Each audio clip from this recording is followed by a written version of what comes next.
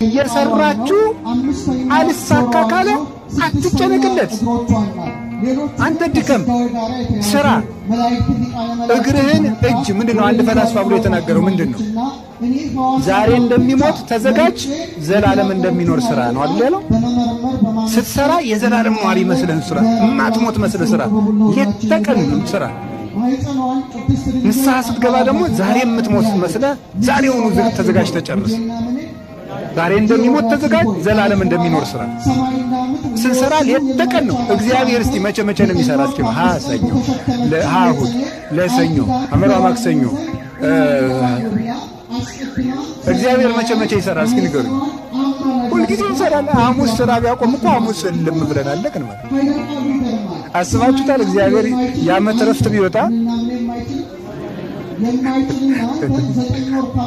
እንኳን ረፍት ወጥቶ እናት አብሮን እያለም ሊፈጁን ነው። እነማን? እኔ ማንንም አላለም። በቃ ሊፈጁን ያሰቡ ሰዎች እየፈጁን ነው በእውነት ማለት ነው። ሊፈጁን ያሰቡ ሰዎች እግዚአብሔር አብሮን ሶባኮ እግዚአብሔር ምስሌነ ይብል እስራኤል ሶባኮ እግዚአብሔር ምስሌነ።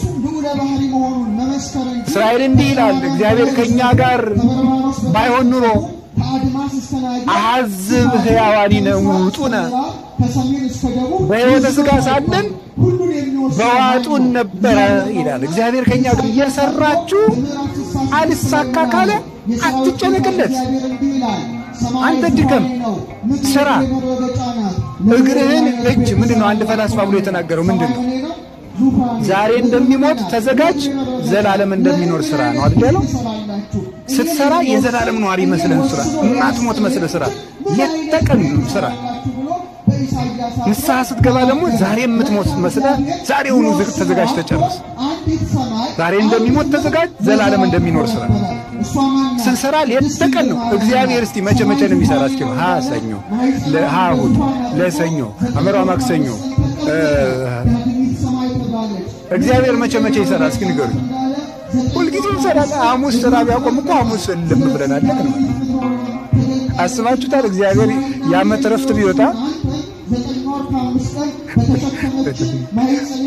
እንኳን ረፍት ወጥቶ እናት አብሮን እያለም ሊፈጁን ነው። እነማን? እኔ ማንንም አላለም። በቃ ሊፈጁን ያሰቡ ሰዎች እየፈጁን ነው በእውነት ማለት ሊፈጁን ያሰቡ ሰዎች እግዚአብሔር አብሮን ሶባኮ እግዚአብሔር ምስሌነ ይብል እስራኤል ሶባኮ እግዚአብሔር ምስሌነ። እስራኤል እንዲህ ይላል፣ እግዚአብሔር ከኛ ጋር ባይሆን ኑሮ አሐዝብ ሕያዋኒነ ውጡነ፣ በሕይወተ ሥጋ ሳለን በዋጡን ነበረ